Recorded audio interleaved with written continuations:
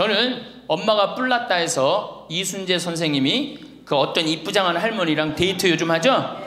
그런데 둘째 아들이라는 의사라는 아들놈이 나타나갖고 아버지의 그거를 아주 못을 받고 나갑니다. 그놈 이 세상에 나쁜 놈 중에 제일 나쁜 놈 중에 하나예요. 왜? 아버지는 감정이 필요 없다 이거야. 그래 나이를 먹을수록 감정이 더 애틋합니다. 나 강의 끝나고 나 끌어안는 할머니들 많아요. 막 끌어안고 젊은 30대 40대 아줌마들은 강의 듣고도 나 안 끌어안죠. 근데 60대 70대는 할머니 끌어안는단 말이에요. 누구 감정이 애틋한 거예요? 할머니 감정이 더 애틋한 거예요. 아니 나이를 먹어갖고 사랑하는 사람 만나갖고 기대고 아까 어제 계속 제가 말씀드렸잖아요. 나이를 먹으면 유대관계가 아주 중요한 거예요. 남편이 없다, 친구가 없다, 너무너무 외로운 거야. 그런데 그 와중에 그 이쁘장 할머니랑 데이트를 하는데 그거를 반대하는 자식은 그 자식이에요. 그래서 여러분들 우리가 인생을 즐길 줄 알아야 돼요. 신부님, 내가 이번에 기적을 체험했다는 거야. 그럼 무슨 기적을 체험했냐니까 내가 여기 이 평창의 생태마을에 오기 전까지는 감사라는 걸 몰랐대요. 근데 가만히 생각해 보니까 이 좋은 남편의 좋은 가정에 얼마나 지금까지 살아 50이 넘었으니까 지금 살아온 것이 얼마나 감사한지 몰랐대. 그렇게 감사를 하고 웃기 시작하니까 몸이 덜 아프더래요. 그래갖고 병원에 갔는데 첫날 항암을 했는데 항암을 하면 그렇게 토했대. 너무 아파갖고. 근데 첫날 항암을 했는데 안 토하더래요. 아프지도 않더래요. 그래서 참 신기했대요. 그 의사 선생님들 보고 맨날 나 죽으면 어떻게 하냐고 울었는데 의사 선생님들 보고 빵긋빵긋 웃었대 본인이. 그러니까 그냥 의사 선생님들 이상하다고 저 맨날 울던 저 자매가 저렇게 웃느냐고. 이틀째 항암을 했는데 그때도 안 토하더래. 안 아프더래. 6일 동안 항암을 했는데 안 토하고 안 아프더래요. 그래갖고 항암하고 난 다음에 하루를 병원에서 쉬어야 되는데 바로 평창에 온 거야. 여기가 좋다고. 왜? 사람이요 감사하고 기쁘다 보면요 아픈 것도 없어지는 거예요. 짜증 부리고 신경질 부리면 병이 나한테 들어오거든요. 근데 내가 막 웃고 기쁘면요 병이 나가게 돼 있어요. 그래갖고 이제 우리 자매가 여기 있다가 내가 여기 여름에는 사람이 너무 많이 오니까 좀 가 있으라고. 근데 얼마 전에 그 형제가 전화했어요. 신부님, 저 순천에 사는 누구입니다. 요즘 어떻게 됐느냐 그랬더니 우리 마누라가요 얼마 전에 병원에 갔는데 암이 다 없어졌어요. 기적이지 기적. 감사하냐 감사하지 않느냐에 따라서 건강도 결정되는 거야. 노인이 사는 게 재미없는 이유를 아시나요? 그 이유는 바로 죽는 날만 기다리기 때문이라고 합니다. 나이 먹었다고 그저 하루하루 시간 가기만 기다리는 것만큼 처절하고 슬픈 삶이 어디 있을까요? 그래서 황창현 신부님께서는 말씀하십니다. 노인이 될수록 현관문을 박차고 무조건 밖으로 나가라고 말이죠. 나가서 원 없이 돌아다니다가 90 넘어서 더 이상 다닐 곳이 없을 정도로 지치고 지친 다음에 꼴까닥 가는 것이 최고의 인생이라고 하십니다. 요즘에는 개가 부모보다 귀한 대접을 받는 세상입니다. 영상 후반에 있는 쪼그려 앉아 흐느껴 오는 70대 할머니 사연과 노후에 혼자서도 행복하게 지내는 법도 함께 들으시면 좋겠습니다. 황창현 신부님의 행복 특강 지금 바로 시작하겠습니다. 영상이 마음에 드신다면 구독, 좋아요, 알림 설정 부탁드립니다. 참예수님. 자, 이제 노년에 대해서 첫 번째 시간에 우리가 의학이 발달해서 우리가 현대 기계 문명 덕분에 안 죽는다고 말씀을 드렸어요. 우리 할머니들은 100살 사시고 저 뒤에 계신 젊은 분들은 120살 산다고 말씀을 드렸어요. 그러니까 이제는 인생을 설계를 보통 60 내지 70까지 설계를 하시는데 이제 설계를 바꾸셔야 됩니다. 어떻게? 여기 계신 할머니들은 100살까지, 뒤에 계신 젊은 분들은 120살까지 살 거를 계획을 짜셔야 돼요. 그래야지 인생의 의미가 있는 겁니다. 두 번째 시간에는 제가 뭐라고 말씀을 드렸느냐면 노년이 되면 외로움이 가장 큰 문제예요. 상실감을 많이 느끼기 때문에 외로움이 오고 그 다음에 자식과의 관계가 불편하고 오로지 누구밖에 없다? 남편밖에 없다. 남편 죽는 날 그날부터 뭐가 된다? 고아된다.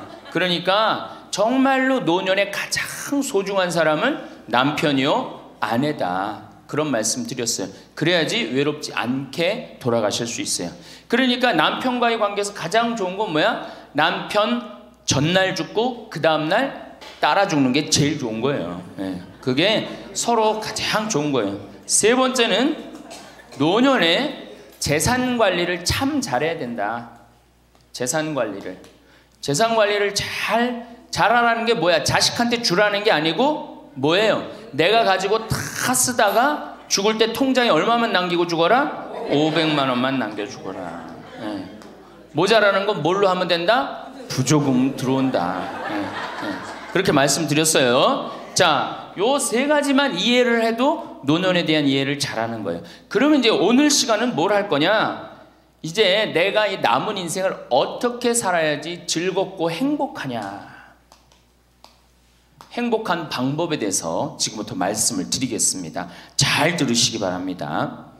저는 원래 좀 몸이 현찮았어요. 우리 할머니들 15년 전에 나 봤을 때 47kg라고 말씀드렸죠? 지금은 57kg예요. 원래 63kg까지 살이 쪘다가 제가 살을 빼갖고 지금 아주 좋습니다. 그런데 노년에 가장 두려운 게 뭐예요? 내가 쓰러질까봐, 내가 누워서 이 자리 이렇게 그냥 보존하고 그냥 누울까봐가 가장 두렵다는 거예요. 그런데 우리나라는 아직 그런 통계가 잘 안 나왔지만은 미국은 96%가 건강하게 산대요. 마지막 죽기 전 6개월, 뭐 1년 요 정도 고생을 하고 대부분이 96%가 건강하게 산다는 거예요. 그러니까 우리 할머니들이 제일 신경 써야 되는 게 이제 뭐야? 건강이야. 그러니까 첫 번째 운동해라. 우리 할머니들 수영장 다니세요. 수영장. 그 할머니들 그 안양에 그 시립 수영장 있죠? 예, 거기 가면 할머니들은 또 깎아줘요. 그래서 어떤 시립 수영장 27,000원 한 달에, 안양은 내가 보기엔 한 33,000원에서 한 3만 원? 그래, 맞아. 3만 원밖에 안 해. 수영장 한 달 내내 다니는 게 3만 원이면 생각해봐. 이게 많은 돈이에요, 적은 돈이에요? 어떤 할머니한테 많고 어떤 할머니한테 적은 돈이죠. 그런데 쉬운 방법이 있어요. 오늘 집에 가서 어떻게? 은행에 들르라니까. 네, 오늘 은행에 들러갖고 어떻게? 바로 집을 잡히는 거예요. 그래갖고 한 달에 100만 원씩 받는 영모기지론 하면은 한 달에 3만 원. 적은 돈이에요, 많은 돈이에요? 적은 돈이에요. 그러면은 아마 일주일에 3번 가는 걸로 내가 알고 있어요. 일주일에 3번 가면은 가서 수영하라는 게 아니에요, 할머니들. 어떻게? 수영장에서 걸어갔다가 걸어오기만 해도 이게 절대 들어눕지 않는다는 거예요. 근육이 얼마나 이게 풀어지는 운동인지 몰라요. 그래서 수영하라는 거예요. 또 좋은 건 뭐야? 춤추라는 거, 춤추라는 거예요. 춤. 어저께 시부님하고 얘기를 하다 보니까 이제 점점 이 어르신 성경대학을 많은 프로그램을 하겠다고 그러시더라고요. 그래, 춤추는 거 좋은 거예요. 나이 먹어서 춤추는 거 굉장히 좋은 거예요. 그 다음에 그것도 안 되면 스트레칭. 그 현영의 S라인 그 테이프 하나 사다가 똑같이 해라는 게 아니에요. 비슷하게만 해도 몸이 굉장히 좋다는 거예요. 문제는 안 움직이는 게 문제예요. 안 움직이는 게. 그러고 난 다음에 걷기 운동. 묵주 하나 들고 거기 안양천 내려가고 어떻게? 잘 꾸며놨잖아요, 이제는. 안양천 왔다 갔다만 해도 그게 건강에 좋은 거예요. 괜히. 3단 받쳐요? 그래. 그러면은 한 3번 왔다 가고 9단 해갖고 마지막 집 가는 길 1단 해갖고 10단 받치면 딱 좋은 거지. 보통 5단 받치는데 한 25분 정도 걸리잖아요. 그러니까 이게 걷는 운동이 굉장히 중요해요. 제가 우리 할머니들을 위해 강의를 하기 위해서 읽은 책인데 여기에 아주 재미난 글이 나와요. 잘 들어보세요. 91살인, 자 여기 91살 손 들어보세요. 없죠? 90살 넘은 분들? 91살인 에드워드의 예를 들어보자. 에드워드는 86살 때까지 평생 동안 하루도 운동을 한 적이 없다는 거예요. 86가지. 운동 안 하는 사람들 많죠. 우리 할머니들도 운동 전혀 안 하는 분들 있죠. 그러니까 86가지 평생 운동을 한 번도 한 적이 없대. 그 무렵 그는 노인을 위한 히브루 재활 센터를 방문하게 되었는데 마침 자신의 여가 시간을 채우기 위해서 무언가 할 일이 필요한 참이었다. 그는 건강한 삶이라는 노인을 위한 웨이트 트레이닝을 중심의 운동 프로그램을 등록하게 됐다. 웨이트 트레이닝이 뭐냐면은 역기 들고 이러는 거, 그런 거예요. 할머니 얘도 나와요. 할머니 얘도 86살 먹은 할머니 얘도 나오는데, 어쨌든 비록 그는 말초신경 장애로 인해서 다리 감각을 많이 상실한 심각한 상태였어. 99이면 생각해봐. 다리도 쩔뚝거리고 걷고 그렇겠죠? 그러니까 말초신경이 다 무너진 상태야. 일주일에 3번씩 다리 밀기 하는 거 있어요. 다리 밀기 하는 거, 무릎 뻗기, 다리 구부리기, 그 다음에 가슴 밀기, 이걸 기구 운동을 한 거야. 그러니까 그 웨이트 트레이닝을 한 거죠. 그는 다리 통증이 있어서 다리 밀기 기구는 한 번에 한 다리씩만 했어. 2다리를 못하고 한 다리씩만 했어. 남들이 보면 바보 같았겠죠. 그는 몇 살이든지 더 강해지고 더 좋아질 수 있어요. 운동을 시작하면서 기분이 좋아졌고 강해졌어요 라고 이야기합니다. 일단 시작하면 활력으로 가득 차게 될 것입니다. 웨이트 트레이닝으로 걷는 게 많이 나아졌고 기분도 더 좋아지고 잠도 더 잘 자고 식사도 더 잘하게 되었습니다. 운동을 시작하고 인생이 달라졌다는 거예요. 91살에. 생각해봐. 91살이면 뭐 기다리는 때야? 이제 관에 들어갈 것만 기다리는 때라고 생각하잖아요. 그렇지 않다는 거예요. 죽을 때까지 사람 몸은 단련하면 건강해진다는 거예요. 이 할아버지 얘기 보세요. 그는 노인치고 너무 넓어진 가슴 덕분에 최근 한 행사를 위해서 새로 옷을 구입해야만 했다. 무슨 얘기냐?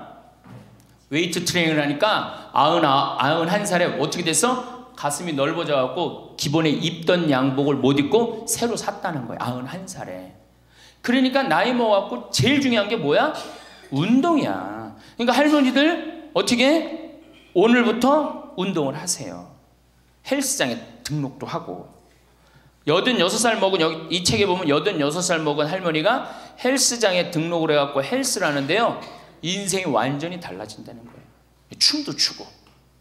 그러니까 우리 할머니들 어떻게? 수영장, 춤, 스트레칭, 걷기. 돈 없으면 걷기, 돈 없으면 걷기, 돈 좀 있으면 수영장, 집 하나 잡히면은 헬스장 등록할 수 있는 거예요.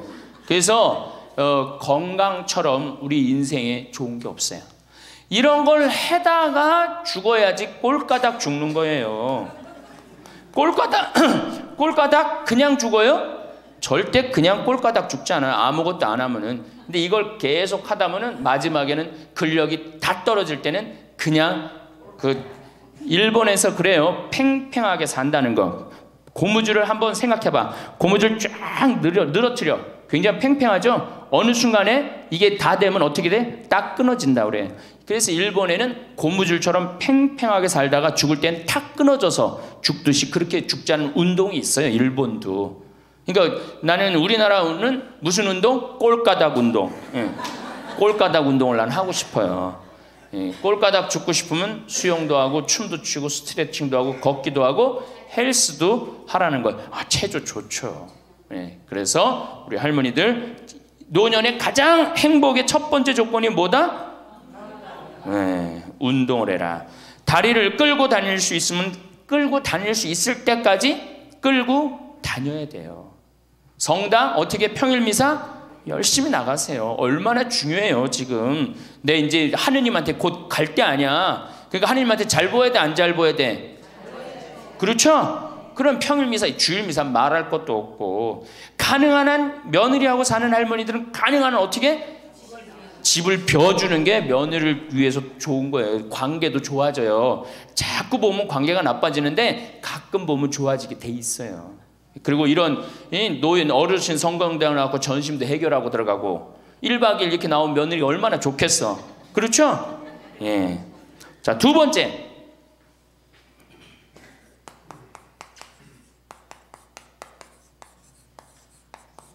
우리나라 사람들이 진짜, 우리나라 할머니들이 진짜 못하는 게 뭐예요? 봉사예요. 미국은 노인이 3,300만인데 대부분이 봉사활동을 한다는 거예요. 심지어는 봉사활동 단체에 등록된 인원이 4천만 명이라는 거예요. 인원은 3,300만 명인데 등록된 인원은 4천만 명이라는 거. 한 군데만 봉사한다는 거 아니죠. 두 군데, 세 군데 봉사한다는 거예요. 그러니까 미국은 노인들 때문에 돌아간다는 거예요. 노인들 때문에. 근데 우리나라는 노인들, 봉사하는 노인들이 몇 명이나 돼요. 그러니까 우리가 그만큼 이기적으로 사는 거예요. 내 자식, 내 새끼, 우리 집만 생각하는 거지 우리 전체 사회를 생각하지 않는 거야. 아니 65세 넘어갖고 뭘 또 내 자식, 내 집, 내 새끼를 생각해. 이제는 좀 살 만큼 이 세상 얻어먹을 만큼 다 얻어먹었잖아. 세상에서 누릴 만큼 다 혜택을 누렸잖아요. 그러니까 이제는 어떻게 하고 돌아가야 돼? 되돌려주고 돌아가야지. 저는 제가 경복궁을 갔는데 그 얘기도 조금 있으면 말씀드리겠지만 할아버지 한 분이 나와서 해설을 하시는 거예요. 봉사하시는 거예요.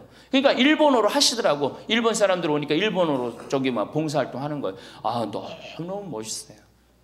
그러니까 우리 할머니들도 내가 봉사활동, 독일은 할머니들이 이 인형 눈 붙여갖고 3천만 달러를 모았어요. 3천만 달러면 300억이야. 눈 붙여갖고 어떻게? 우리는 눈 붙여갖고 돈 모으면 어떻게? 손자 용돈 주죠? 아프리카에 병원 짓는데 기부했어요. 그러니까 노년이 돼갖고 얼마나 의미 있게 살 수 있어. 봉사활동 할 수 있는 거. 그러니까 우리 할머니들 봉사활동 하십시오. 이 우리나라 그제도 말씀드렸지만 자식한테 매달려서 자식 걱정하는 게 70%가 넘어요. 그러니까 이제는 뭐 하셔요? 봉사활동 하세요. 봉사활동. 성당에서도 나와갖고 주보 접기 뭐 할 일 얼마나 많아. 청소하기, 성당 꽃밭 가꾸기.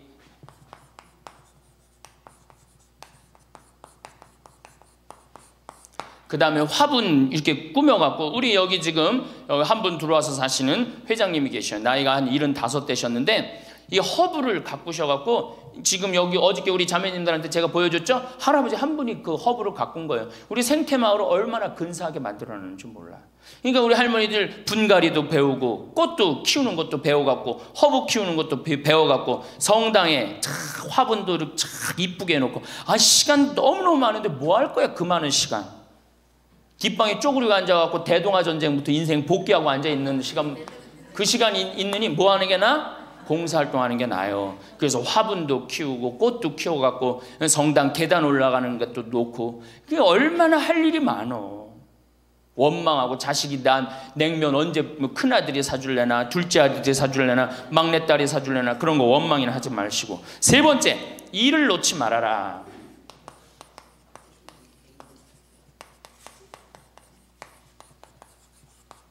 일을 놓지 말아라. 여러분들 송혜 선생님이 몇 살이시죠? 81살이에요. 81살인데 얼마나 멋있어요. 정말로 전국을 들었다 놨다 하잖아요. 그것도 주일날 12시에. 난 늙었으니까 난 이제 뭐 그만한다. 섹스피어의 그 리어 왕 얘기 보면 딸들한테 왕위를 내줘버려요. 그래갖고 어떻게 돼? 완전히 그냥 뭐 인생 쪼그라지는 거예요. 이제는 젊은 사람들한테 자리를 내준다 그런 생각할 필요 없어요. 뭐 자리를 내주긴 내줘. 나이를 먹으면 나이를 먹는 만큼의 일이 있는 거예요. 이번에 94살 먹은 구당 선생님이 추석 때 여러분들 침하고 뜸하고 강의하는 거 보셨죠? 얼마나 멋있어요. 난 늙었으니까 이제 안 한다. 나이를 먹으면 먹을수록 경험이 쌓이는 거예요. 그걸 왜 포기를 합니까? 저는 그 일본의 할아버지들 보면은 95, 96 된 할아버지들도 회사 출근하고 일 다 운영해요. 우리나라가 뭐 너무너무 좋은 거, 젊은 거, 새로운 거 해갖고 오래된 거를 중히 여기지 않는데 할머니, 할아버지들이 사실은 삶의 경험이 훨씬 많은 거예요. 그 일을 놓으면 그게 다 없어지는 거예요. 그 구당 선생님이 하신 얘기가 있어요. 예전에는 혼자 알고 죽었다는 거예요. 혼자. 그래서 그게 한 사람한테만 전해져갖고 비법이라는 거. 비법. 근데 의술이라는 게 비법이 어디냐는 거야. 모든 사람이 다 알고 다 나아지는 게 좋은 거지. 너무 멋있는 생각 같아요. 그러니까 이제까지 살아온 경험을 어떻게 나눠주는 게 중요해요. 그래서 학교를 다녀야 돼. 그런 걸 체계화하기 위해서 60부터 63살까지 4년 동안 학교 다녀야지 노인 자격증을 줘야 돼. 그냥 나이 먹는다고 나이 먹는 게 아니에요. 제대로 먹어야지, 제대로. 그러니까 절대 일을 놓지 말아라. 이번에 중국 북경올림픽에서 자원봉사자 최고령이 몇 살이야? 103살의 최고령 봉사자예요. 103살짜리가 자원봉사 했어요, 이번에. 그 할아버지가. 정말로 나이는 뭐에 불과해? 숫자에 불과한 거, 이제는. 나이는 숫자에 불과한 거예요. 그러니까 우리 할머니도 어떻게? 일을 놓지 말아라. 신부님, 우리가 해는 일이 뭐가 있어요? 할 일 많아요. 호스피스도 있고, 주위에, 내가 그 평택에 있을 때 마리아 할머니가 있었는데 86이었어요. 그때 그 동방 재활원 있었어요. 그 중증 장애자. 거기 가고 밥 먹여주고 씻겨주고 그거를 매일 가서 하는 거예요. 너무 멋있더라고, 그 할머니. 지금 이제 어떻게 됐는지 몰라. 이제 나이가 96, 거의 100살 됐을 텐데, 아마 안 돌아가셨을지도 몰라. 그렇게 건강하게 사셨다면은 안 돌아가셨을 거예요. 그러니까 할 일은 곳곳에 있다. 할 일은. 그러니까 뭐를 놓지 말아라? 일을 놓지 말아라. 바쁘죠? 네 번째, 내가 제일 중요하게 여기는 거, 공부해라.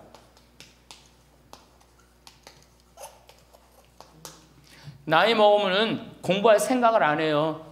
더 새로 배울 생각을 안 해요. 얼마나 우리 할머니들이 한심하냐 하면은 자식이 어머니 핸드폰 사드릴게요. 핸드폰을 사줬어. 그러면 기능을 배워야 될 거 아니야. 이게 복잡하고 골치 아프다고 기능 안 배우고 1번 큰아들, 2번 작은아들, 3번 막내딸 땡! 그렇죠? 아니 이거 강의 시간에 핸드폰 안 울리게 하려면 진동으로 하는 방법도 배우고 진동 푸는 방법도 배우고 그 다음에 또 저 신부님 정말로 강의 너무너무 재밌네. 한번 사진도 찍어야 되겠다. 그럼 사진도 쫙 찍고 나하고 좀 내 핸드폰에 신부님 딱 사진도 좀 찍어놓고 이래야 되는데 우린 배울 생각을 해야 안 해요? 생전 안 해. 1번 큰아들, 2번 작은아들, 3번 막내딸 땡이야 땡. 메시지 보내는 법도 좀 배우고 그래갖고 그냥 자식들한테 맨날 전화하고 그러지 말고 자식이 뭐 하는지도 모르는데 맨날 전화하지 말고 메시지 보내갖고 얘야 오늘 날이 참 덥단다. 더운데 건강 조심해라. 엄마가 얼마나 멋있어요. 그러니까 안 배우고 짜증을 자꾸 내. 얘 이렇게 복잡한 게 이런 게 어딨냐. 아이고 이거 내가 관둬라. 이래고 그냥 짜증을 자꾸 배. 무식하면 자꾸 짜증을 부리고 승질을 부리게 돼 있어요. 그러니까 신부님 늙어서 자꾸 이렇게 가르쳐달라 저렇게 가르쳐달라 창피하다고. 시대가 얼마나 빨라요. 안 배우고 못 살아요. 안 배우고. 저도 배우는데요. 저도 우리 직원들한테 컴퓨터 모르면 전화해갖고 야 이게 어떻게 되는 거냐. 이걸 어떻게 이 그림을 집어넣어야 되는 거냐. 그래갖고 신부님 제가 컴퓨터 그대로 켜놓을 테니까 따라하세요. 그러면은 따라해요. 그래. 야 이게 뭐냐. 그러면서 배우는 거예요. 시대가 빨리 변하기 때문에 어떻게 배울 수밖에 없어요. 얼마나 빨리 변하느냐면은 지난 1000년은 지난 100년에 빠른 만큼 변해요. 지난 100년 동안 빠른 거는 지난 10년에 빠른 거하고 똑같아요. 지난 10년은 어떻게? 지난 1년에 변한 것처럼 또 지금은 3개월에 한 번씩 업그레이드 된다는 거예요. 그런데 안 배우면 어떻게 하려고. 안 배우면. 신부님 이젠 살 만큼 살았고 머리 복잡합니다. 뭘 배웁니까? 그냥 이러다 살다 죽지. 그럼 뭐하러 살아 죽지 그냥. 사는 나는 사는 것 같이 살다가 죽어야 될 거 아니에요. 운동도 하고 봉사도 하고 일도 놓지 말고 공부도 하고 그리고 살아야 되는 거예요.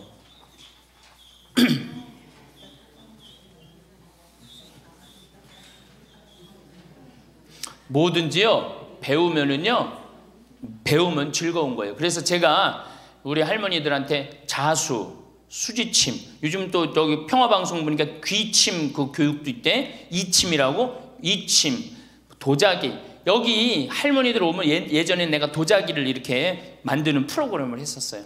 애들보다 훨씬 잘 만들어요. 할머니들이. 깜짝 놀랐어요. 왜 애들보다 훨씬 잘 만드는가 했더니 평생 송편 빚고 손으로 한 게 얼마나 많아. 그러니까 도자기를 정말이에요. 할머니들이 훨씬 잘 빚어요. 정말로. 알 거야. 지금 아는 사람들은 내가 내 얘기 무슨 얘기 하는지 아는 사람들은 알 거예요. 그러면 지금 할머니들 도자기 잘 빚어갖고 그거 공부하면은요 앞으로 10년 20년 동안 도자기 빚을 수 있어요. 그래갖고 도자기 잘 빚은 게 1년 2년만 배우면은 웬만한 거 빚거든요. 그럼 어떤 음식점에서 아유 그 집 할머니 도자기 참 잘 빚는다 그러는데 우리 집에 그릇 한 100개만 주문한다고. 그럼 100개 해갖고 납품하고 배우면은요 일이 생기게 돼 있어요. 일이 생기게 돼 있어요. 신부님 우리 능력이 지금 가장 좋은 때예요. 아 왜 10년 20년 산 사람보다 60년 70년 산 사람들이 경험이 축적돼 있어 안 축적돼 있어? 축적되어 있는 거예요. 그래서 깨달음이 자 인생을 4기로 나눕니다. 태어나서 25, 30살까지를 배움의 시기라고 그래요. 배움의 시기. 공부하고 배우죠. 이게 1기야. 인생의 1기. 30살서부터 50살까지는 사는 시기야. 사는 시기. 예. 그래갖고 장가가고 애 키우고 돈 벌고 집 마련하는 거야. 그렇죠? 50부터 70까지가 제3기야. 구분하는 사람마다 다 틀리지만은 50부터 이게 비상하는 시기라는 거예요. 이때 배움은 이때는 멋모르고 배우잖아. 이때는 삶의 경험이 다 축적돼 있잖아요. 그리고 이때 배우면요 그 배움의 깊이가 틀려진다는 거예요. 깨달음의 농도가 틀리다는 거예요. 굉장히 깊이 깨달을 수 있고 굉장히 깨달음이 클 수 있다는 거예요. 근데 이때 다 공부를 놓는단 말이에요. 이때 책도 안 읽고 상전 책 읽으라고도 책도 안 읽고 안 보인다고 그러고 안 읽죠? 안 보이긴 왜 안 보여? 피천득 선생님은 90살 될 때까지 다 봤는데 이게 자꾸 안 보니까 시력이 떨어지는 거예요. 계속 보면은 시력 안 떨어진다고 그래요. 뭐 텔레비전이나 계속 3시간 4시간 보니 그러면 눈이 나빠지지. 뭐 하늘만큼 땅만큼 너는 내 운명 춘자네 경사났네 이런 거나 보고 있으니까 시력이 나빠지지.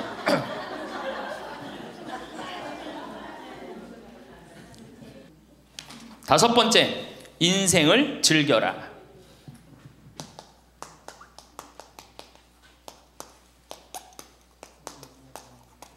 저는 엄마가 뿔났다 해서 이순재 선생님이 그 어떤 이쁘장한 할머니랑 데이트 요즘 하죠? 그런데 둘째 아들이라는 의사라는 아들놈이 나타나갖고 아버지의 그거를 아주 못을 받고 나갑니다. 그놈 이 세상에 나쁜 놈 중에 제일 나쁜 놈 중에 하나예요. 왜? 아버지는 감정이 필요 없다 이거야. 그래 나이를 먹을수록 감정이 더 애틋합니다. 나 강의 끝나고 나 끌어안는 할머니들 많아요. 막 끌어안고 젊은 30대 40대 아줌마들은 강의 듣고도 나 안 끌어안죠. 근데 60대 70대는 할머니 끌어안는단 말이에요. 누구 감정이 애틋한 거예요? 할머니 감정이 더 애틋한 거예요. 아니 나이를 먹어갖고 사랑하는 사람 만나갖고 기대고 어제 계속 제가 말씀드렸잖아요. 나이를 먹으면 유대관계가 아주 중요한 거예요. 남편이 없다, 친구가 없다, 너무너무 외로운 거야. 그런데 그 와중에 그 이쁘장한 할머니랑 데이트를 하는데 그거를 반대하는 자식은 그 자식이에요. 그래서 여러분들 우리가 인생을 즐길 줄 알아야 돼요. 우리 할머니들 경복궁 자 전철 타면은 전철비 공짜 아니야? 공짜죠? 경복궁 입장료 공짜 아니야? 공짜죠? 공짜예요. 65세 넘으면은. 자 보세요. 야 오늘은 내가 왕비처럼 대왕 대비마마가 되고 싶다. 노인 어르신 성경대학 같은 반 우리 도시락사 들고 가자. 가면은요 그 얼마나 궁이 이뻐. 그럼 다 설명도 해줘. 그 뒤에 부용정이라는 데 가봐. 얼마나 그 정원이야. 왕실의 정원이에요. 내가 세계 여러 나라 정원 다녔지만 우리나라 정원처럼 우리나라 궁의 정원처럼 자연스럽고 아름다운 데는 없어요. 다 다른 데는 꾸며놓고 정말로 편안하지 않아. 근데 거기 이렇게 산책을 하다 보면요 그냥 너무너무 좋다. 특히 이제 단풍 들 때 가봐요. 정말 기가 막히지. 그러니까 경복궁. 오늘은 우리 경복궁 가자. 경복궁 가갖고 하루 점심 먹고 내일은 창덕궁. 모레는 어르신 성경대학이니까 어르신 성경대학도 가고 다음 날은 3일 돌아다녔으니까 피곤하니까 하루 집에서 쉬고 다음 날은 덕수궁. 그 다음에 또 내가 할머니들한테 많이 청하는 거는 박물관에 많이 다니시라는 거예요. 이거 다 배움하고 다 연결돼 있는 거야. 박물관에 가보세요. 내가 그동안 우리나라를 느끼지 못했던 걸 박물관 가면 국립박물관 가봐. 모든 걸 다 느낄 수 있어요. 그 다음에 여기저기 뭐 삼성 에버랜드 거기 있는데 희원이라는 데 가봐요. 얼마나 잘 꾸며놨는지. 그러니까 바빠. 경복궁 다녀야지, 박물관 다녀야지, 헬스 다녀야지, 수영 다녀야 되지. 어때요? 싸울 시간이 어디 있어 며느리하고. 없어요. 집안에 신부님 이거 하려면 돈 많이 들 텐데 돈 거의 안 들어요. 또 돈 든다 하더라도 어떻게 하면 돼? 오늘 집에 가갖고 잡히면 돼. 그래서 잘 생각해 보세요. 내가 운동 다니고 봉사 다니고 일하고 공부하고 경복궁 다니고 박물관 다니면은 아파서 누울 시간 있어요 없어요? 없어요. 아파서 누울 시간 없어요. 그리고 자식하고 부닥칠 시간 있어요 없어요? 없어요. 원망할 시간 있어요 없어요? 내가 바빠 죽겠는데 누구 지금 원망해. 내가 지금 바쁜데. 그래서 누가 필요한 거야? 남편이 필요한 거야. 같이 다닐 남편. 만약에 남편이 다니기 싫다 그럼 친구가 아주 중요한 거예요. 같이 다닐 수 있는. 그래서 자식보다 손자보다 더 중요한 건 누구야? 이렇게 얘기해도 집에 가면 또 자식 용돈 달래, 손자 용돈 달래 거기다 주지. 좋은 친구 이 라면 냉면 같이 안 사 먹어. 참 이 벽을 어떻게 깨야 되는지. 그래서 학교를 다녀야 돼. 4년제 학교를 졸업해야지. 자격증을 주고 안 다니면 못 살게 해줘야 돼. 6번째, 감사하라. 우리 신앙인 중에 내가 천주교 교우들 중에 정말 못하는 게 감사해요. 우리 할머니들 우리 집에 암 환자들이 많이 와 있어요. 암 환자들이. 어제도 암 환자 몇 분이 미사 참여를 했어요. 잘 못 느꼈겠지만은. 그런데 저기 순천, 전주에서 오신 분들, 순천에서 아주 증세가 안 좋은 자매가 하나 왔어요. 아주 얼굴이 새카매. 간이 안 좋아갖고 얼굴이 새카매. 남편도 나한테 와갖고 신부님 소식을 들었는데 여기 오면 좋다고 그래서 왔다. 신부님만이 우리를 살려준다. 내가 무슨 재주가 있어서 살려줘? 나는 살려줄 능력 없어요. 그런데 왔는데 그 자매를 봤는데 우는 거예요. 너무 아프니까 계속 우는 거예요. 그런데 내 강의를 몇 번 들어보고 주위에 암 환자들 보니까 암 환자들이 깔깔깔깔 웃는 거야. 그러니까 나한테 그 얘기를 해요. 로엘라 자매님, 신부님 너무 이상하다고. 저 암에 걸렸는데 왜 웃느냐고. 저 자매들은. 난 아파 죽겠는데, 난 밥도 못 먹고 토하고 그러는데. 그래서 내 강의에 중요한 게 뭐야? 기뻐하라, 감사하라야. 자매님 지금 살아있는 것 자체만 해도 지금 은총이다. 죽음을 하나님한테 가는 것도 은총이고, 내가 울면서 하루를 지내느냐 웃으면서 하루를 지내느냐 굉장한 차이가 있다. 얼마나 자매님 이렇게 암이 걸렸어도 이렇게 경치 좋은 데서 와서 해주는 밥 먹고 사는 사람이 몇 명이나 되느냐. 그것도 남편 시중 극진하게 남편이 모시더라고요. 이렇게 남편 시중 극진하게 들고. 이게 지금 감사할 일이 지금 울 일이냐. 자매가 한 일주일 지나더니 신부님 밥을 먹을 만 하다는 거예요. 밥을. 그리고 이제 한 2주일 있다가 항암 치료를 하러 갔어요. 그 병원에서 유명하대. 항암 치료하면 토하고 우는 거. 그래서 의사 선생님들이 지나가면서 본대요. 일주일이 있는데 그 자매가 왔어요. 자매가 와서 나한테 이제 한 1시간 동안 얘기를 했어요. 신부님, 내가 이번에 기적을 체험했다는 거예요. 무슨 기적을 체험했냐니까, 내가 여기 이 평창의 생태마을에 오기 전까지는 감사라는 걸 몰랐대요. 근데 가만히 생각해 보니까 이 좋은 남편의 좋은 가정에 얼마나 지금까지 살아 50이 넘었으니까 지금 살아온 것이 얼마나 감사한지 몰랐대. 그렇게 감사를 하고 웃기 시작하니까 몸이 덜 아프더래요. 그래갖고 병원에 갔는데 첫날 항암을 했는데, 항암을 하면 그렇게 토했대. 너무 아파갖고. 근데 첫날 항암을 했는데 안 토하더래요. 아프지도 않더래요. 그래서 참 신기했대요. 그리고 의사 선생님들 보고 맨날 나 죽으면 어떻게 하냐고 울었는데 의사 선생님들 보고 빵긋빵긋 웃었대 본인이. 그러니까 그냥 의사 선생님들이 이상하다고, 저 맨날 울던 저 자매가 저렇게 웃느냐고. 이틀째 항암을 했는데 그때도 안 토하더래. 안 아프더래. 6일 동안 항암을 했는데 안 토하고 안 아프더래요. 그래갖고 항암하고 난 다음에 하루를 병원에서 쉬어야 되는데 바로 평창에 온 거야. 여기가 좋다고. 왜? 사람이요 감사하고 기쁘다 보면요 아픈 것도 없어지는 거예요. 짜증 부리고 신경질 부리면 병이 나한테 들어오거든요. 근데 내가 막 웃고 기쁘면요 병이 나가게 돼 있어요. 그래갖고 이제 우리 자매가 여기 있다가 내가 여기 여름에는 사람이 너무 많이 오니까 좀 가 있으라고. 근데 얼마 전에 그 형제가 전화했어요. 신부님, 저 순천에 사는 누구입니다. 요즘 어떻게 됐느냐 그랬더니 우리 마누라가요 얼마 전에 병원에 갔는데 암이 다 없어졌어요. 기적이지 기적. 감사하냐 감사하지 않느냐에 따라서 건강도 결정되는 거야. 건강도.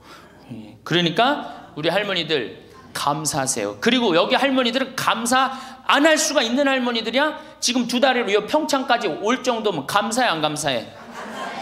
본당 신부 잘 만나갖고 뭐 돈도 많이 대줬다며 얘기 들어보니까 돈도 많이 대주고 얼마나 좋아. 그리고 생각해봐. 어제 점심 저녁 오늘 아침 저녁 해주는 밥 먹었잖아. 그렇죠? 맨날 내가 집에서 해 먹어야 되는데 해주는 밥 먹고 얼마나 감사해. 또 어젯밤에 이렇게 빈님이 오시는데 아침에 일어나니까 저 구름 산에 걸려있는 구름 이뻐요 안 이뻐요? 그러면은 벌써 하느님한테 감사 찬양 100번은 더 했어야 될까? 하느님 감사합니다. 내가 비산동 성당 다녀갖고 이 좋은 성당에서 여기 1박 2일로 보내주고 밥 3끼 이제 먹었잖아. 밥 3끼 공짜로 먹여주시고 감사합니다. 감사합니다. 입만 열면 뭐 해야 돼? 감사합니다 해야죠? 그러면은 건강한 거예요. 건강한 거예요. 예, 그러고 살아야 돼. 그리고 집에서도 자식들 앞에서 입만 열면 뭐 해야 돼? 감사하다. 니네들 건강하고 나도 건강하고 감사하다. 그냥 냉면 안 얻어먹은 거 이런 것만 원망하지 말고. 냉면 먹고 싶으면 어떻게 하라고? 내 돈 가지고 내가 가서 사 먹으면 돼. 내 돈 주고 내가 가서 사 먹으면 되지. 그걸 기다려요. 신부님 냉면 사 먹을 돈이 어디 있어요? 집 하나 잡히면 되는 거예요. 7번째, 웃어라. 자, 우리 할머니들 어제 오늘 많이 웃었어요 안 웃었어요? 이게 웃는 게 이 할머니들한테 문제인데 웃으면 자꾸 수명이 연장된다는데 어떻게? 어린아이는요 하루에 300번 어저께 할머니들이 깔깔 웃은 것처럼 웃는데요. 근데 나이 먹을수록 하루에 10번, 15번을 안 웃는다는 거예요. 근데 우리 할머니들 어제 오늘 어린아이 같이 깔깔깔깔 웃었어. 그러니까 얼굴이 처음에는 얼굴이 다 굳어 있었어요. 첫 강의 평화방송 봐. 첫 강의 굳어 있나 안 굳어 있나? 네, 첫 강의 보세요. 그런데 지금 4번째 강의인데 얼굴이 확 폈어. 웃으니까 얼마나 좋아. 이 분위기가 확 꽃이 피잖아. 웃으면서 살아야 돼요. 특히 우리 할머니들은 안 웃으면은 정말로 무서워 보여요. 생각을 해봐. 머리는 하얗지 얼굴은 쭈글쭈글하지. 거기다 웃어도 전찬을 팡목인데 그 얼굴을 갖고 인상을 한번 써봐. 얼마나 자식들이 보기 싫겠어. 그러니까 자식들 보면 어떻게? 빵긋빵긋 웃어요. 빵긋빵긋. 그리고 가능한 한 집 근처에 안 들어가는 게 좋아. 수영장 다니고 헬스장 다니고 경복궁 다니고 박물관 다니고 그 다음에 지금 각 구청에서 전부 다 교육 프로그램이 굉장히 많아요. 붓글씨도 배우고 가봐. 하여튼 프로그램이 굉장히 많아요. 제가 서울이나 뭐 이런 데 강의 가요. 일반 구청 뭐 또 이 여성교육센터 가보면 강좌가 40개가 넘어요. 그럼 그거 등록하고 가서 듣는 거야. 그거 얼마나 좋아.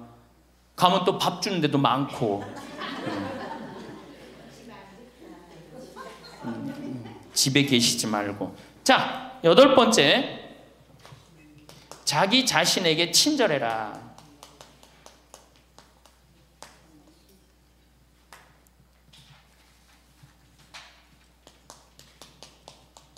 제가 이거 가장 중요하게 여기는 겁니다. 자기 자신에게 친절해라. 우리 할머니들 이제 내가 늙었으니까 이제 소용없다. 이제 뭐 난 늙었으니까 이제 뭐 부귀영화도 필요 없다. 그냥 밥 세 끼만 먹고 산다. 이러지 마세요.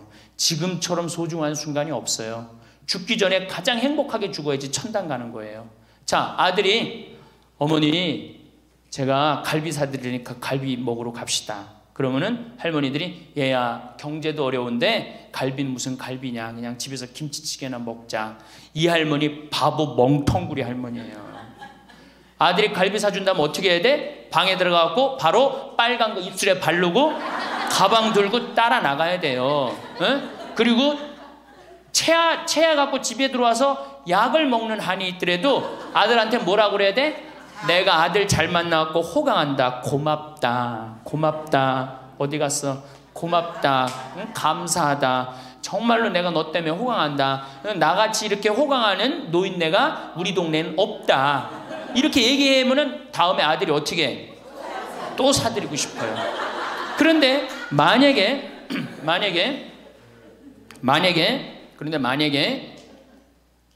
나는 먹으러 가기 싫다. 그리고 또 뭐가 꼬이는 게 있어갖고 더 화가 나면은 더 어깃장을 놓죠. 그러면 다음에 갈비 먹으러 갈 때 자 가자 그러면은 저기 뭐 우리끼리 가자 그러면 손자가 할머니도 같이 가야지. 할머니 그거 싫어해. 우리끼리 가자. 그리고 간단 말이야. 자 그리고 이제 그 소리를 들으면 또 어떻게 돼? 또 열받잖아. 스스로 무덤을 파지 마세요. 이번에 5월달에 우리 둘째 형님이 효자라고 그랬죠. 둘째 형님이 그동안 큰 대기업에 다니다가 이제 나이가 먹으니까 쫓겨났어요. 쫓겨났는데 둘째 아들이 어머니 아버지 그동안 제가 회사 다니냐고 어머니 아버지 한 번도 모시고 제대로 여행도 못했으니까 쫓겨나자마자 처음 한 게 뭐야? 어머니 아버지 모시고 전국 여행 간 거예요. 전국 여행. 어머니가 전화를 했어요.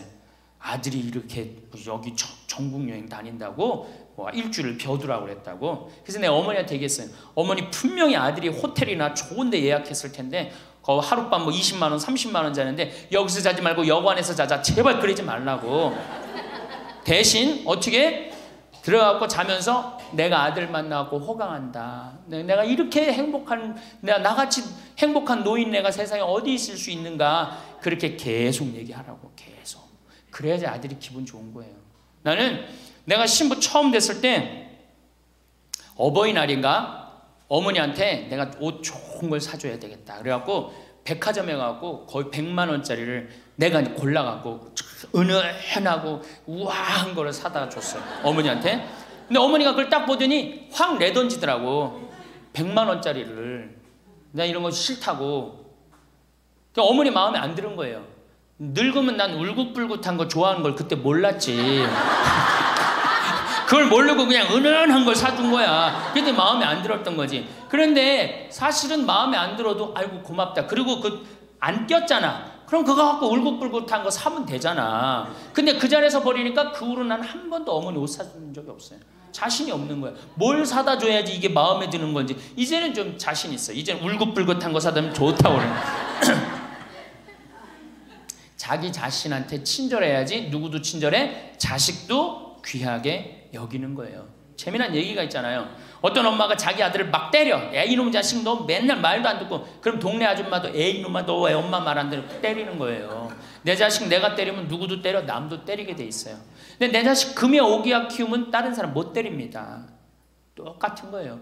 할머니가 어제도 말씀드렸잖아요. 예쁘고 고운 옷 입고 탁 성당 갈 때 하얀 예쁜 한복 탁 입고 성당 갔다 오고 탁 걸어놓고 또 누구 온다면 탁 예쁜 거 입고 이건 뭐 이날이나 저날이나 몸빼바지 비슷한 거 입고 그냥 그러지 말라는 거예요. 그러니까 내가 이탈리아 아니라 프랑스 브랭땅 백화점인가 그 앞에 가는데 멋있는 양장 입고 다니는 다 할머니들이에요. 근사하게. 근데 우리는 할머니들이 다 그냥 정말로 그 늙은 티를 내고 있는 거예요. 그러지 마시고 하얀 옷 이쁘게 치마도 깨끗한 거 다 다려입고 풀도 먹이고 매일 그러려는 건 아니지만은 성당 갈 때 그렇게 하고 집에 와서 딱 걸어놓고 그렇게 자기 자신한테 귀하게 친절하게 해야지 인생이 값이 있는 거예요. 가치가 있는 거고. 아셨죠? 아 내가 또 하나 빼먹은 거 있다. 운동할 때 목욕탕 다녀라. 나이 먹어갖고 건강에 아주 좋은 건 목욕이에요. 목욕. 그래서 어제 샤워해라. 어저께 구리성당에 베드로 대학에 매일 샤워해라 그랬죠. 목욕탕 다니세요. 피부도 고와지고 근육도 굉장히 많이 부드러워지니까. 그러니까 어쨌든 자기 자신한테 친절하면 돼. 신부님 너무 이기적이지 않느냐. 봉사활동 있잖아. 봉사하고 자기 자신한테 사랑하고 이렇게 살아갈 때 인생이 찬란한 거예요. 9번째, 신앙생활을 해라. 자, 이제 삶을 정리하는 시기야. 그렇죠? 삶을 정리하는 시기야. 삶을 정리하는 시기니까 이제 하느님을 믿고 하느님을 의지하고 살아가는 거 중요한 거예요. 그리고 사실은 우리 할머니들 지금 70, 80, 40면서 다 누구 은총이야? 하느님 은총이에요. 지금 우리 숨 쉬는 거, 공기 마시는 거, 여기 공기 달죠? 이 다른 공기 마시는 거 누구 은총 덕분이야? 하느님 덕분이에요. 그러니까 하느님 덕분이니까 어떻게? 하느님께 이제 남은 인생 감사하면서 사는 거예요. 그러니까 이 신앙생활, 하느님이 이제 묵주기도도 열심히 하시고 미사 참여도 열심히 하시고, 그리고 어제도 말씀드렸지만 돌아가실 때 제발 자식한테 재산 남겨놓고 돌아가지 마세요. 어떻게 하세요? 하느님의 영광을 위해서 가난하고 헐벗고 불쌍한 이들을 위해서 봉헌하고 가세요. 그렇게 봉헌하고 가셔야지. 그 김남호 박사님이라고 우리 천주교 교우인데 한 7, 8, 거의 10년 전에 돌아가셨는데 300억, 의사 선생님인데 300억 봉헌하고 가셨잖아요. 저는 그 선생님이 살아생전에도 대단하셨지만은 돌아가시면서도 너무 훌륭하게 돌아가신 거예요. 자식한테 재산 하나 더 물려준다고 그래봤자 그거 갖고 싸우기나 하고 감사하지도 않아. 10번째, 10번째, 세계 평화를 위해 기도해라. 너무 대단한 얘기를 해죠. 세계 평화를 위해 기도해라. 우리 할머니들 어제도 미사염을 들어오는 거 보니까 어떻게? 손자를 위하여, 뭐 자식을 위하여. 제발 그러지 마시고 이제는 전쟁이라면 하느님, 성모님이 그러잖아요. 전쟁 없애기 위해서 기도해라. 세계 가난한 이들을 위해서 기도해라. 그러잖아요. 그러니까 우리 할머니들 이제는 항상 누구를 위해서 기도해? 세계 평화, 세계의 구원을 위해서. 이젠 70쯤 됐으면 세게 놀아야 될 거 아니야. 크게 놀아야 될 거 아니야. 세계의 평화를 위해서, 세계의 구원을 위해서. 우리 성모님이 늘 세계 구원을 위해서 기도하라고 그러잖아요. 그리고 우리 신부들 위해서 기도하고. 그러니까 기도를 적어놔. 1번 이거 저기 뭐 방송에 뭐 누구 이름 하면 안 된다고 그러네. 본당 신부 위해서. 2번 세계 구원을 위해서. 3번 사제들을 위해서. 4번 기억하고 싶은 사람들 많잖아. 부모님을 위해서. 5번 자식들을 위해서. 6번 대통령 똑똑해지라고 기도하고. 이렇게 기도해놓고 아침부터 일어나고 딱 기도 지향을 두고 기도를 해두면요 얼마나 자신이 소중한 사람이고 중요한 일을 한다는 걸 안다는 거예요. 우리 할머니들, 자 다시 한번, 이거 뭐 다 기억 못하겠지만 뭐 해라? 운동해라. 뭐 해라? 봉사해라. 뭐 해라? 일을 놓지 말아라. 뭐 해라? 공부해라. 그 다음 인생을 즐겨라. 아주 중요한 거예요. 그 다음에 감사해라. 웃어라. 자기 자신에게 친절해라. 신앙생활을 해라. 세계 구원을 위해 기도해라. 자, 총정리합니다. 자, 21세기는 누구의 시대다? 노인의 시대다. 노인의 시대다. 의술이 발달해갖고 이제는 보통 100년을 산다. 100년을 사니까 우리 할머니도 앞으로도 30년, 20년 남아있다. 30년, 20년 남아있는데 외롭고 쓸쓸하게 살면 안 된다. 그래서 누가 필요하다? 친구가 필요하다. 자, 이제 30년 남아있는 오래 사는 나를 돌볼 사람은 아무도 없다. 돌볼 사람은 오로지 누구밖에 없다? 나밖에 없다. 그러니까 냉면이 먹고 싶으면 나 지금 냉면 먹고 싶은 거 누구만 한다? 나만 한다. 그러니까 누구한테 누가 사줘야 된다? 나한테 내가 사줘야 된다. 냉면 먹고 싶으면 어떻게? 내 돈 가지고 내가 가서 사 먹으면 되는 거예요. 그래갖고 돈 있는 대로 다 쓰다가 죽을 땐 통장에 얼마만 남겨놓고 죽어라? 500만 원만 남겨놓고 죽어라. 그리고 돈을 쓰면 돌아다니게 돼 있고 움직이게 돼 있어요. 그렇죠? 그리고 죽을 땐 어떻게 죽어라? 꼴까닥 죽어라. 이것만 외우면은 할머니들 외롭지 않게 사실 거예요. 그러니까 어르신 성경대학 끝까지 다니시고 늘 즐겁게 사시고 그리고 자식이 없다 이렇게 생각을 하셔야지 며느리가 스트레스 안 받는 거예요. 며느리 이거 챙겨나고 저거 챙겨나고 뭐 섭섭하고 뭐 기억하고 이거 있으면 며느리 못 살아요. 우리 어머니 바빠갖고 며느리가 있는지도 없는지도 모르고 살아. 그럼 며느리가 얼마나 엄마가 좋겠어, 시어머니가. 안 그래요? 그냥 며느리 아들만 그냥 평생 쳐다보고 살고 있어. 그냥 눈 그냥 아들 지나가면 아들 이렇게 하는 며느리 지나가나 보다 이러고 그러면 얼마나 불편하겠어요. 우리 어머니가 그래요. 우리 어머니 구경하기가 힘들어요. 바빠서. 나보다 훨씬 바빠요. 나보다. 세상에 나보다 바쁘니 얼마나 바쁜 거야. 아버님도 아침에 딱 나가고 동네 노인정 다니시고 지금 이제 소백산 저 송이 따러 가시고 그렇게 살아야지 스트레스를 안 받는 거예요. 그래서 여러분들 교황님이 뭐라 그러셔 돌아가시면서 나는 행복했습니다. 여러분들도 행복하십시오. 자, 끝으로 은총. 저는 내가 비산동에 있을 때도 그래서 내가 이렇게 미사를 봉헌하다 보면 어떤 자매가 앉아있으면 기분이 너무 좋아. 미사 봉헌할 때. 그 자매 은총 가득한 자매예요. 또 내가 이렇게 집 질 때 능평성당에서 집 질 때 어떤 형제가 나타나면은 집 짓는 일이 빨리빨리 진행이 돼요. 그 형제 무슨 형제야? 은총 가득한 형제. 남에게 기쁨을 주는 사람이 은총 가득한 사람이에요. 그러니까 우리 할머니들은 은총 가득하고 행복한 삶을 사시기를 바라겠습니다. 감사합니다. 대부분의 부모는 내 자식을 잘 키우고 싶어 희생과 헌신을 해가며 키웁니다. 우리 어릴 때를 생각해보면 먹고 사는 것은 조금 힘들었어도 스스로 잘 자랐던 것 같은데 부모 노릇이 정말 힘든 것 같습니다. 오늘은 자식들에 대해 고민이 있으신 분들이 들으시면 좋을 내용이 담겨 있습니다. 최근에 아는 지인에게서 연락이 왔습니다. 남편이 속 썩이는 건 애초에 남이라 그렇구나 하고 넘기겠지만 자식에게 드는 배신감은 어디다 말도 못하고 마음을 터놓고 얘기를 하면 나중에 흉이 돼서 돌아오고 속 썩이는 남편이지만 자식들을 보고 여태껏 살아왔으며 그 자식들 먹이려고 본인 입에 넣을 것도 안 넣고 자식을 나눠 먹이며 키웠는데 그럼에도 다 큰 자식들이 엄마의 고생도 몰라주고 자기들 살 궁리만 한다는 하소연이었습니다. 다들 말을 안 해서 그렇지 과연 자식에게 서운함을 느끼는 부모가 한둘일까요? 지인들끼리 만나면 남편 흉은 2시간이 넘도록 보면서 자식에 대해서는 자랑이 줄을 잇습니다. 자식은 부모의 또 다른 자신이기 때문에 자식의 영광은 자신의 영광이고 자식의 흉은 곧 자신의 흉이 되니 드러내지 않을 뿐입니다. 오늘은 설사 자식에게 업신여김을 받아도 부모는 자식을 미워하지 못한다라고 말한 소포클레스의 명언과 함께 부모를 업신여기는 자식과 노후의 부모의 슬기로운 대처법은 어떤 것인가에 대해 얘기해 보겠습니다. 어느 할머니의 글을 읽어드리겠습니다. 이 글은 현대의 우리들의 자화상인지도 모르겠습니다. 70대 할머니의 사연입니다. 한적한 산골마을 마산댁 앞마당에 한가히 졸고 있는 개를 바라보며 증산댁은 지난 여름을 떠올린다. 머지않아 아들로부터 서울 집으로 올라오라는 연락이 올 것을 생각하니 마음이 편치 않다. 동네 사람들은 남의 속도 모르고 내가 아들 집에 다녀오면 큰 호강이라도 받다가 내려온 줄로 알고 있다.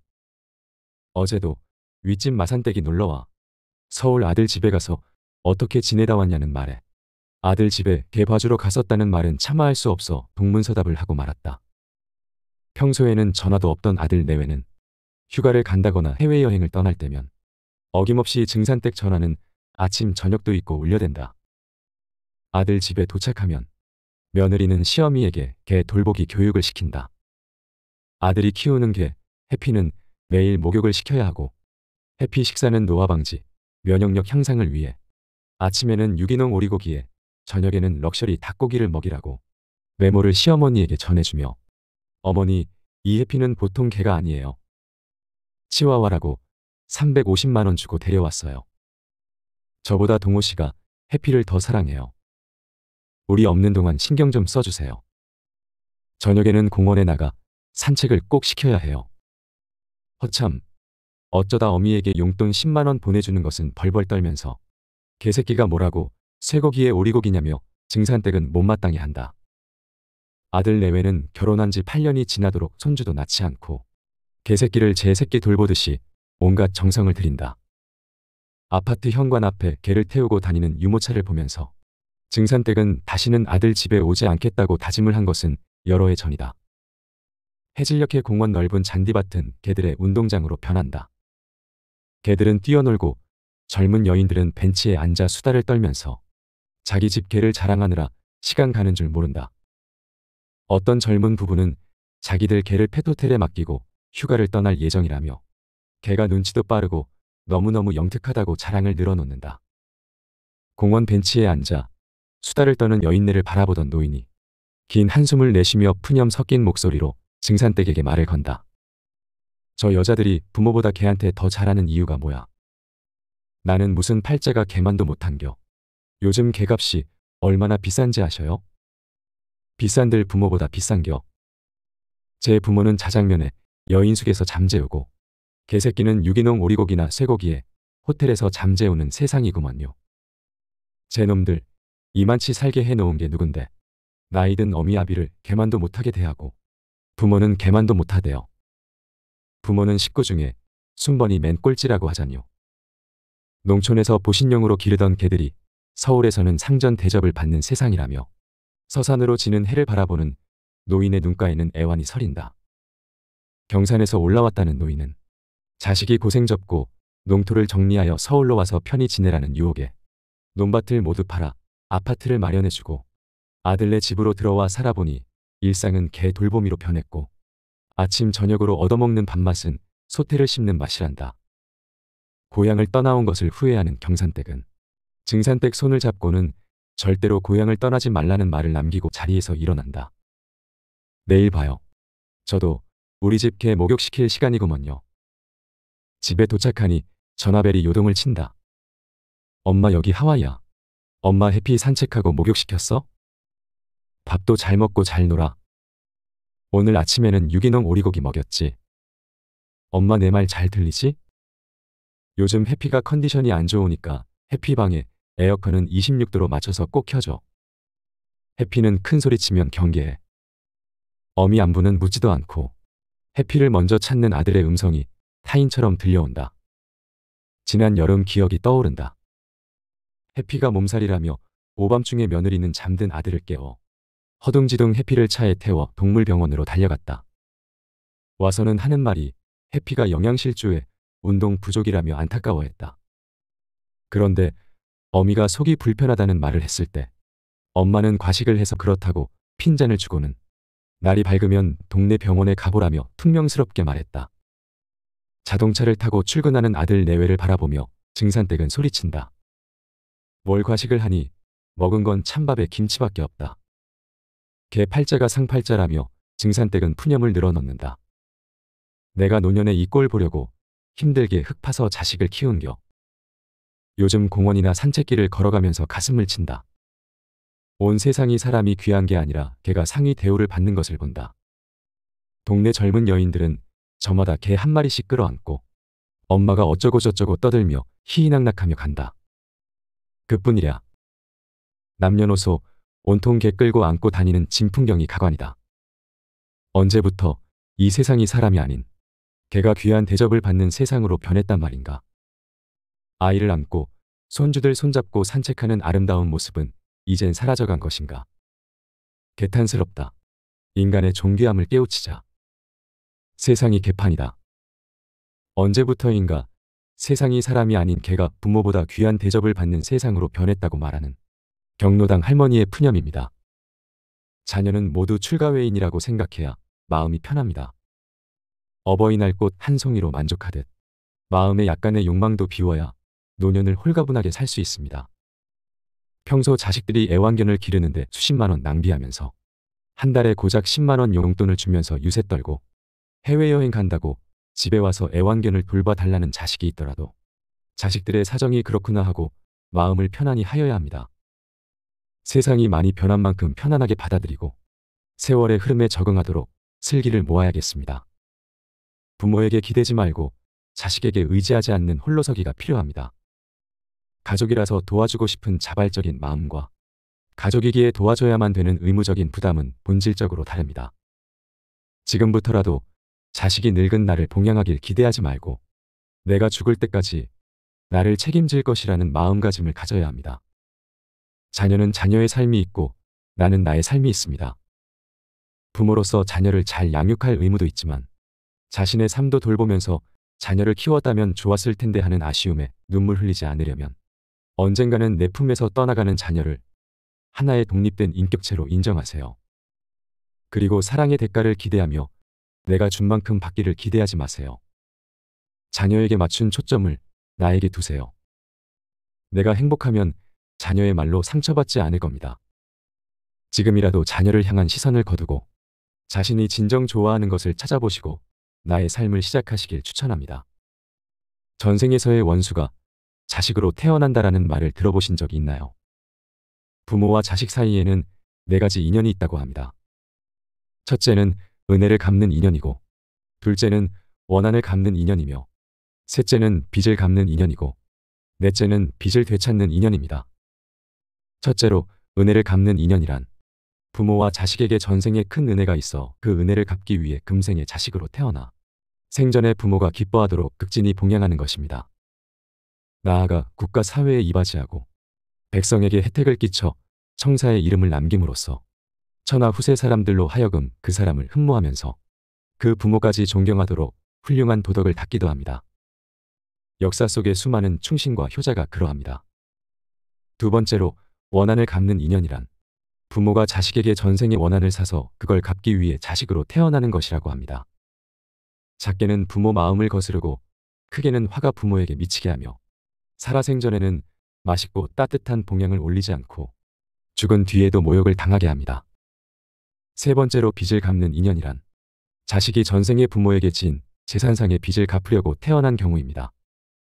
진 빚이 많으면 평생토록 뼈 빠지게 일에 받들어 모시지만 빚이 적으면 잘 봉양하다가 덜어 중간에 그만두기도 합니다. 예컨대 힘들여 공부하여 부귀공명을 조금 얻는가 싶더니 그만 요절한다든지 사업이 잘 되어 재산 좀 모으다가 죽는 수도 있습니다. 네 번째로 빚을 되찾는 인연이란 부모가 자식에게 전생의 재산상의 빚을 진 까닭에 그 빚을 받으려고 태어난 경우입니다.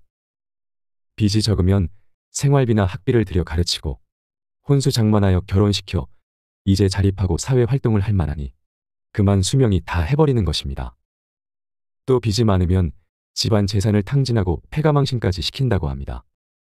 그런데 세상 사람들은 조금만 어려운 재난을 당하면 하늘을 원망하거나 사람을 탓하기 일쑤입니다. 콩 심은 데 콩 나고 팥 심은 데 팥 나는 줄을 알아야 합니다. 가라지를 심고 밀을 거두고자 하거나 피를 씨 뿌리고 벼를 거둘 생각은 말아야 합니다. 이 글을 읽으니 자식 생각도 나고 시골에 계신 부모님도 생각납니다. 부모님과 나라는 존재는 세상에 태어나면서 떨어질 수 없는 관계이자 가족의 구성원으로 살아가야만 하는 숙명입니다. 숙명은 태어나면서 정해진 순리로 바꿀 수 없는 그대로 순응하면서 받아들여야 합니다. 요즘 시대가 많이 변해서 부모님과 떨어져 사는 1인 세대가 많아지고 있으며 부모님께 효도라는 말이 무색할 정도로 먼 것으로 생각하는 사람들이 많이 있을 것입니다. 부모님에 대한 효도는 살아생전 자식이 제 아무리 해도 그 은혜와 사랑에 보답하지 못한다는 사실을 명심하고 잘해드려야 하며 소홀했을 때는 이미 늦었다는 것을 알고 탄식하며 후회하게 될 것입니다. 부모 사랑을 느낄 수 있는 글을 읽어드리겠습니다. 어느 부모님이 자식에게 보낸 편지입니다. 내 사랑하는 아들 딸들아. 언젠가 우리가 늙어 약하고 지저분해지거든 인내를 가지고 우리를 이해해다오. 늙어서 우리가 음식을 흘리면서 먹거나 옷을 더럽히고 옷도 잘 입지 못하게 되면 내가 어렸을 적 우리가 먹이고 입혔던 그 시간들을 떠올리면서 미안하지만 우리의 모습을 조금만 참고 받아다오. 늙어서 우리가 말을 할 때 했던 말을 하고 또 하더라도 말하는 중간에 못하게 하지 말고 끝까지 들어주면 좋겠다. 네가 어렸을 때 좋아하고 듣고 싶어 했던 이야기를 네가 잠이 들 때까지 셀 수 없이 되풀이하면서 들려주지 않았니? 훗날에 혹시 우리가 목욕하는 것을 싫어하면 우리를 너무 부끄럽게 하거나 나무라지는 말아다오. 수없이 핑계를 대면서 목욕을 하지 않으려고 도망치던 너의 옛 시절의 모습을 기억하고 있니? 너에게 얼마나 많은 것을 가르쳐 주었는지 아느냐? 상하지 않은 음식을 먹는 법, 옷을 어울리게 잘 입는 법, 너의 권리를 주장하는 방법, 혹시 우리가 새로 나온 기술을 모르고 점점 기억력이 약해진 우리가 무언가를 자주 잊어버리거나 말이 막혀 대화가 잘 안 될 때면 기억하는 데 필요한 시간을 좀 내어주지 않겠니? 그래도 혹시 우리가 기억을 못 해내더라도 너무 염려하지는 말아다오. 왜냐하면 그때 우리에게 가장 소중한 것은 너와의 대화가 아니라 우리가 너와 함께 있다는 것이고 우리의 말을 들어주는 너가 있다는 것이 중요하기 때문이란다. 또 우리가 먹기 싫어하거든 우리에게 억지로 먹이려고 하지 말아다오. 언제 먹어야 하는지 혹은 먹지 말아야 하는지는 우리가 잘 알고 있단다. 다리가 힘이 없고 쇠약하여 우리가 잘 걷지 못하게 되거든 지팡이를 짚지 않고도 걷는 것이 위험하지 않게 도와줄 수 있니? 너가 뒤뚱거리며 처음 걸음마를 배울 때 우리가 너에게 한 것처럼 너의 손을 우리에게 빌려다오. 그리고 언젠가 나중에 우리가 더 이상 살고 싶지 않다고 말하면 우리에게 화내지 말아다오. 너도 언젠가 우리를 이해하게 될 테니 말이다. 노인이 된 우리의 나이는 그냥 단순히 살아온 것을 이야기하는 것이 아니라 우리가 어떻게 생존해 있는가를 말하고 있음을 이해해다오. 비록 우리가 너를 키우면서 많은 실수를 했어도 우리는 부모로서 줄 수 있는 가장 좋은 것들과 부모로서 보여줄 수 있는 가장 좋은 삶을 너에게 보여주려고 최선을 다했다는 것을 언젠가는 너도 깨닫게 될 것이다. 사랑한다. 내 사랑하는 아들, 딸들아. 네가 어디에 있든 무엇을 하든지 너를 사랑하고 너의 모든 것을 사랑한단다. 이 글을 처음 읽었을 때는 너무 어릴 때라 아, 그렇구나 하고 그냥 넘어갔습니다. 하지만 지금 다시 이 글을 읽고 보니 부모님이 무슨 마음에 이런 글을 썼을까가 다 느껴지고 이해가 되네요. 저도 아이가 웬만큼 커가고 부모님이 연세가 많아지시니 새로운 감정이 듭니다. 자식이 부모 속만 안 썩여도 얼마나 행복할까. 또한 자식들 앞길이 술술 풀리기만 하면 얼마나 행복할까. 모든 부모님들의 애타는 소망일 것입니다.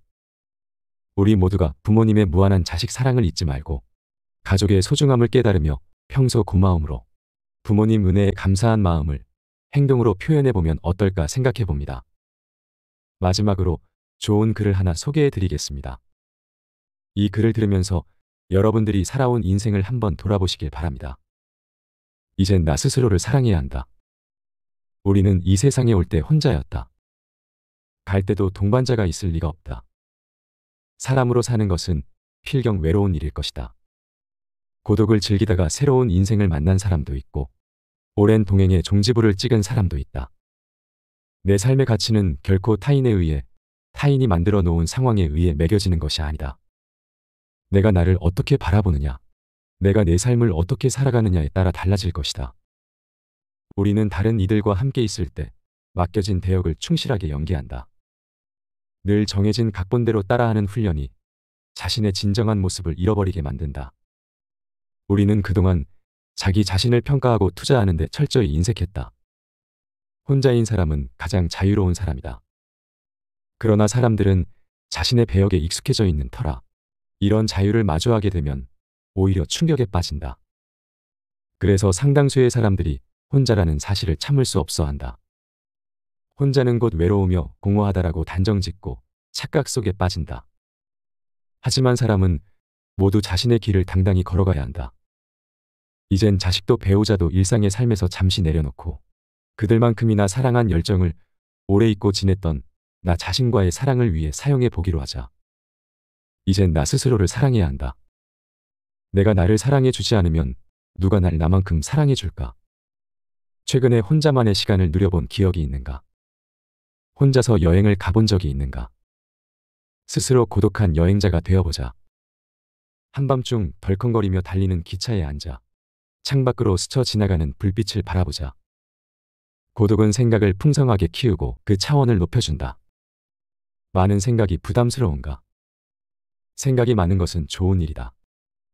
그것을 조용히 음미할 때 우리의 영혼은 성장한다. 열심히 가정을 지키면서 살아온 나 자신을 마음껏 칭찬하자. 열심히 일하면서 지나온 내 삶을 한껏 사랑하자. 정성껏 마음 주고 함께 걸어온 좋은 이웃들을 중심으로 사랑하며 칭찬하자. 이젠 이만하면 쉴 자격이 충분하니 더 이상 달려가지 못하더라도 달래고 추스릴 시간을 주자. 수고했다. 애썼다. 육신이 너덜너덜해질 만큼 약해진 나 자신에게 위로와 칭찬과 용기를 보내주자. 욕심부리고 때를 쓰고픈 나 자신조차 따뜻하게 보듬으며 이해해주자. 잠시 거울 속의 내 얼굴을 정면으로 쳐다보자. 노화를 느낀 언젠가부터 자세히 보기 싫어진 내 얼굴이지만 오늘은 거울 속의 내 얼굴을 정면으로 뚫어져라 바라보자. 10년 전, 20년 전, 30년 전 사진에 내 얼굴을 생각하며 구석구석 찬찬히 현재의 내 모습을 바라보자. 저렇게 늙어가는구나. 나는 우울하고 안쓰러운 마음이 들 것이다.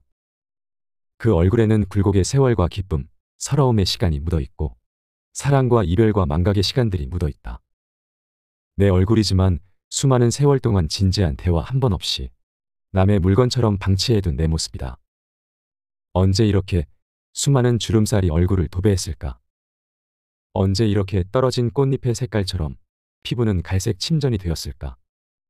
한때는 거울 속의 저 얼굴에도 신혼의 싱그러움이 있었다. 애들 초등학교 입학식 때 희망에 찬 젊은 부모의 기계가 있었을 것이다. 경제적 궁핍함에 힘든 세월 속에서도 꿋꿋이 웃음을 잃지 않던 얼굴이었고 애들의 교육 문제로 일희일비하던 극성스런 부모의 얼굴이었다. 갑자기 먼 길 떠나는 부모님과의 영원한 이별을 회한의 눈물로 보내드린 얼굴이었고 지금은 당시 부모님의 얼굴로 쓸쓸히 거울 속에 있다. 낯설게 변해버린 굳은 무표정의 얼굴에게 이젠 진정으로 좋은 표정을 선물해주자. 지난 세월 근심과 걱정 속에서 찌들어간 내 얼굴에게 앞으로는 웃음과 희망을 전해주고 더 이상 주름살은 남겨주지 않도록 노력하자. 열심히 살아온 내 얼굴에게 그동안 너무 고마웠다고 말해주자.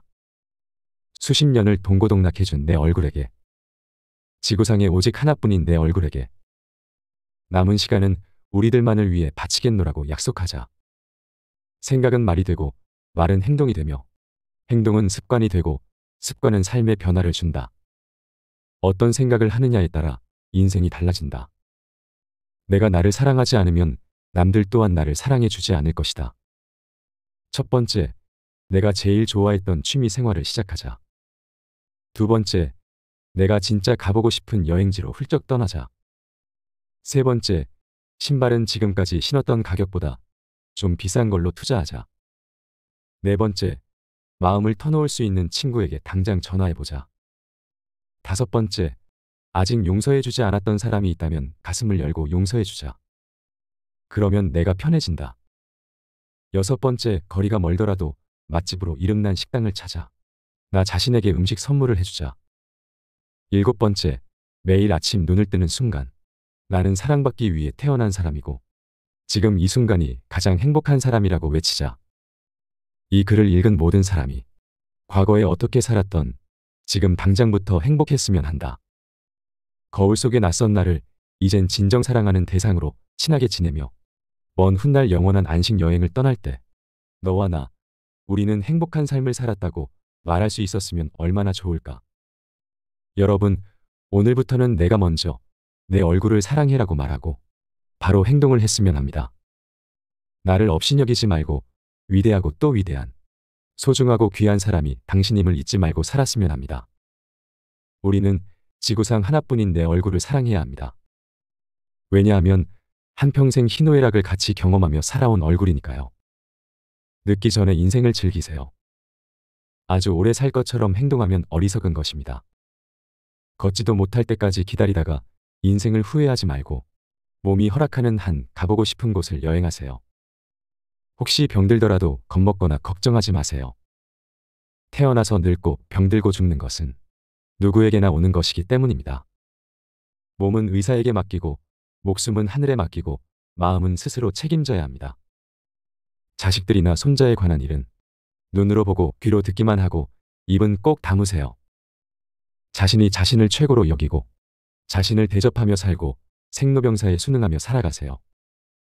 머물 듯 하는 것이 세월입니다. 이상으로 책틀맨이었습니다. 오늘도 함께 해주셔서 감사드립니다.